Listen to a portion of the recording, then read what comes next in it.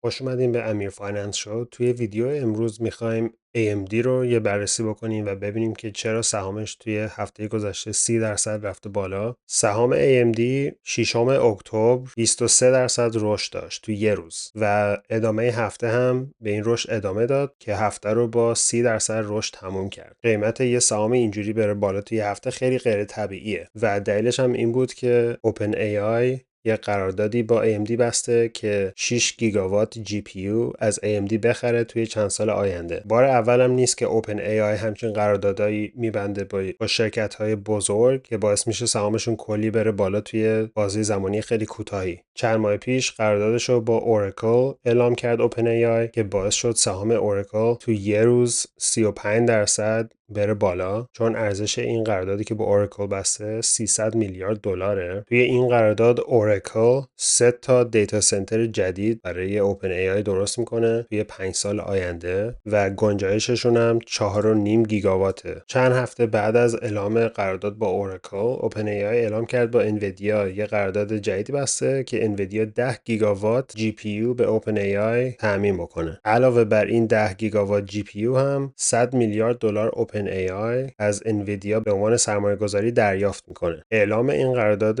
انویدیا و اوپن ای آی باعث شد که انویدیا سهامش نزدیک 4% تو اون روز بره بالا و این آخرین قراردادی که اوپن ای آی با AMD بسته فقط چند هفته بعد از اون قرارداد انویدیا بود که این 6 گیگاوات از AMD جی پی یو میگیره که گیگاوات اولم نیمه دوم 2026 به اوپن ای آی تامین میشه. توی مصاحبه CNBC با گرگ براکمن که کوفاندر اوپن ای آی هست و دکتر لیسا سو که مدیر عامل شرکت AMD هست، این قسمت مصاحبه رو با هم گوش کنیم. AMD, why?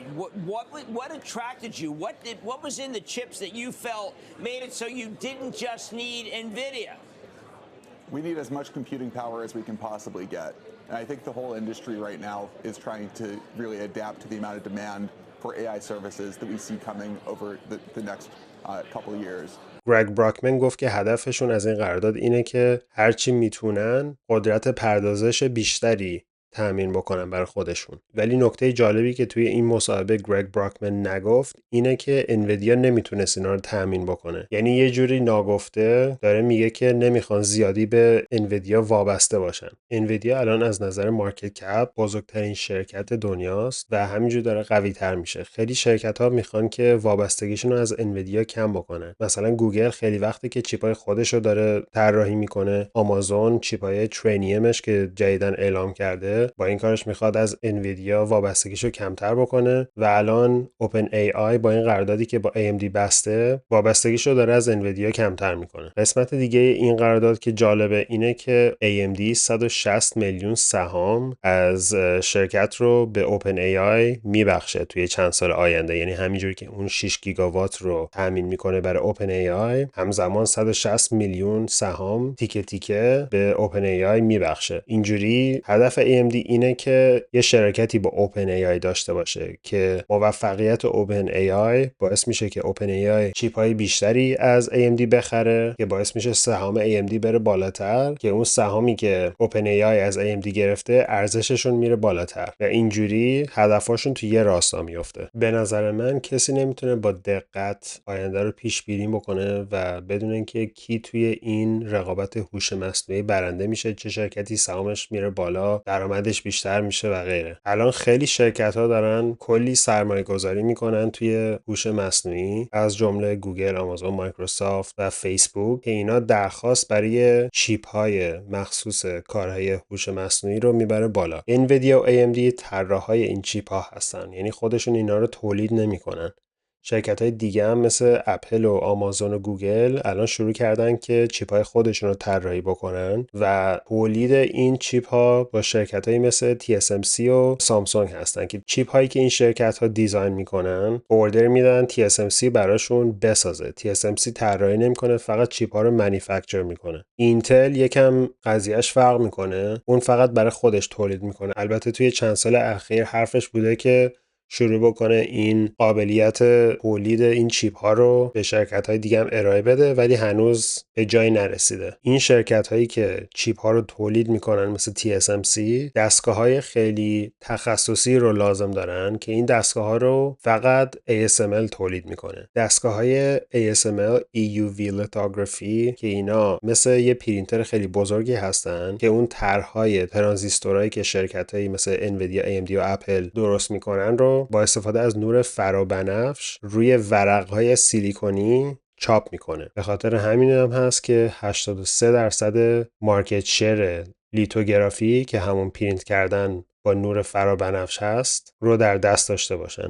این سرمایه گذاری های چند صد میلیارد دلاری که شرکت های مختلفی دارن توی هوش مصنوعی میکنن برای ساختن چیپ، اینفراستراکچر، دیتا سنتر، آخرش همشون بند این دستگاه های ASML هستن. رونیو ASML توی 5 سال گذشته از 14 میلیارد دلار به 35 میلیارد دلار رسیده، یعنی بیشتر از 2 برابر، و به نظرم همینجوری هم ادامه پیدا میکنه با این همه سرمایه گذاری های بیشتری که داره توی هوش مصنوعی و ساخت چیپ و دیتا سنترها انجام میشه. مارجین های ASML هم توی 5 سال گذشته از 22% رسیده به 29%. یعنی ASML یه شرکتیه که مونوپولی داره توی ساخت تجهیزات لیتوگرافی برای تولید چیپ های خیلی تخصصی. درآمدش توی 5 سال گذشته 2 برابر شده و همینجوری ادامه هم پیدا میکنه با این سرمایه گذاری جدید که داره توی این اندستری اتفاق میفته. و همچنین عمر این دستگاه ها بین 5 تا 10 سال هست. توی این مدت هم مینتیننس لازم دارن و قطعات یدکی که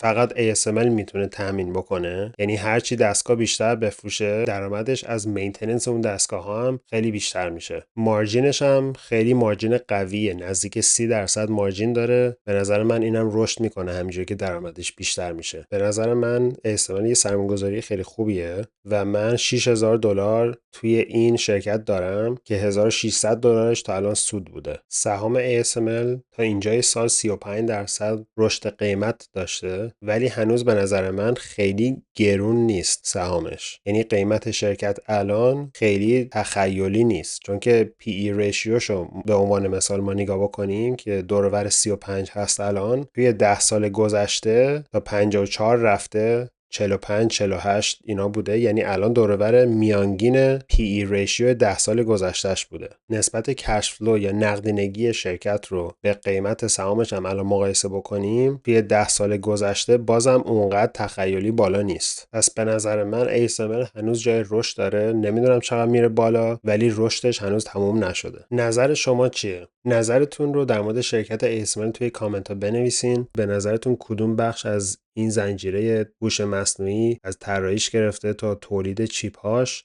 بیشتر پتانسیل رشد رو داره؟ مرسی، خدافظ.